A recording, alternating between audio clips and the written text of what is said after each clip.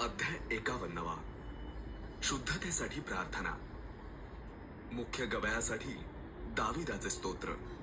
त्याने बेतशेबीशी समागम केल्यानंतर नाथान संदेष्टा त्याच्याकडे आला तेव्हाचे. हे देवा, तू आपल्या वात्सल्याला अनुसरून माझ्यावर कृपा कर. तू आपल्या विपुल करुणेला अनुसरून माझे अपराध काढून टाक. मला धुवून माझा दोष पूर्णपणे काढून टाक. माझे पाप दूर करून मला निर्मळ कर, कारण मी आपले अपराध जाणून आहे. माझे पाप माझ्या पुढे नित्य आहे. तुझ्या विरुद्धच मी पाप केले आहे. तुझ्या दृष्टीने जे वाईट ते मी केले आहे. म्हणून तू बोलशील तेव्हा न्याय ठरशील व निवाडा करशील तेव्हा निस्पृह ठरशील. पहा, मी जन्माचाच पापी आहे. माझ्या आईने गर्भधारण केले तेव्हाचाच मी पातकी आहे. पहा, अंतर्यामींची सत्यता तुला आवडते. तू माझ्या अंतर्यामाला ज्ञानाची ओळख करून दे. एजोबाने माझा पापमल काढ, म्हणजे मी निर्मळ होईन.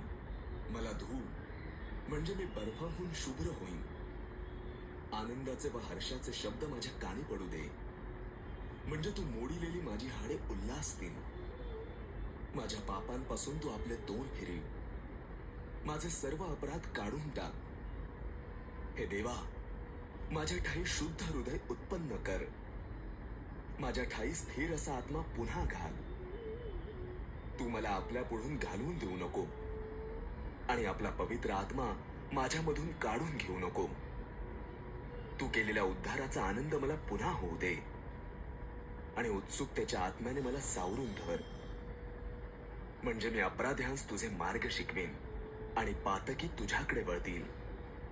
हे देवा, माझ्या उद्धारक देवा, तू मला रक्तपाताच्या दोषापासून मुक्त कर, म्हणजे माझी जीभ तुझ्या न्यायपरायणतेचा गजर करील. हे प्रभू, माझे ओठ उघड, म्हणजे माझे मुख तुझी कीर्ती वर्णील.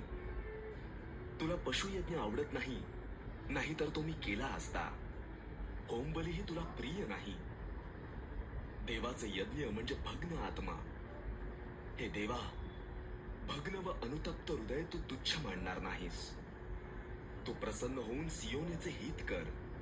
यरुशलेमेचे कोट बांधून काढ, म्हणजे नीतिमत्वपूर्वक केलेले यज्ञ, होमबली, निःशेष होमबली तुला आवडतील. मग ते तुझ्या वेदीवर गोरे अर्पितील.